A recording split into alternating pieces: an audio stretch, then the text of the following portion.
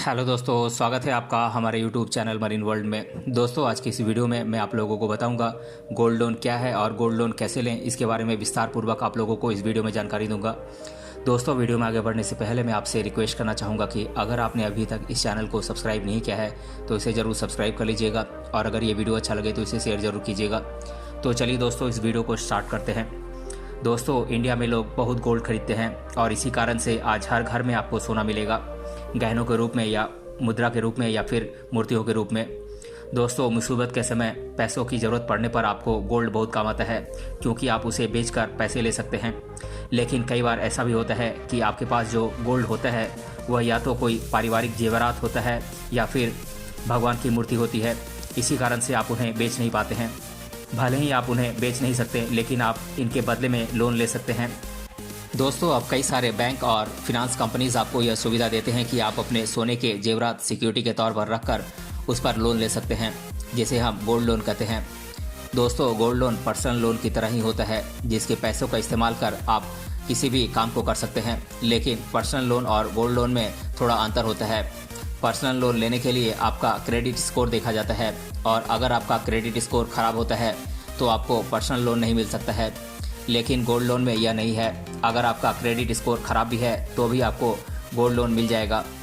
दोस्तों, gold loan एक तरह का लोन होता है जो आपको बहुत ही आसानी से मिल जाता है, क्योंकि आप गोल्ड लोन के लिए अपना सोना सिक्योरिटी के तौर पर जमा करते हैं।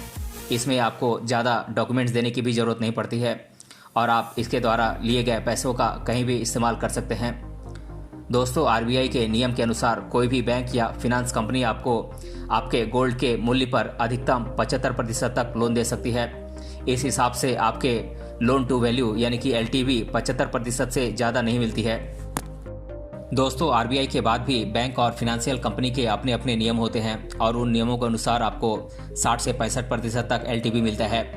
चलिए अब एक उदाहरण से समझते हैं। मान लीजिए आपके पास 10 ग्राम सोना है जिसकी कीमत 2000 रुपये प्रति ग्राम है, तो आपको आपके 10 ग्राम सोने की कीमत होगी 20,000 रुपये।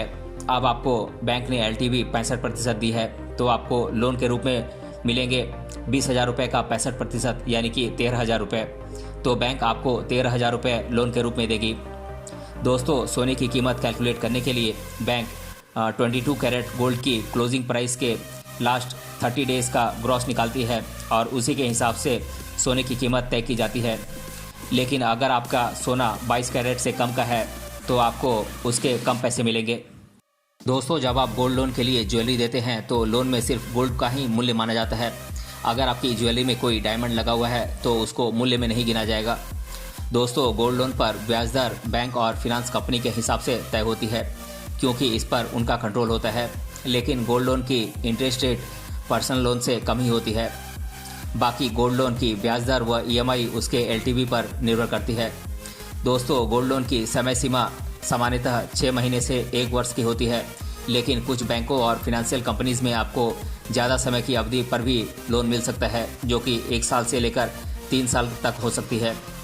दोस्तों, गोल्ड लोन का भुगतान आप ईएमआई के रूप में कर सकते हैं, जिसमें आप ईएमआई की मदद से मूल और ब्याज जमा कर सकते हैं।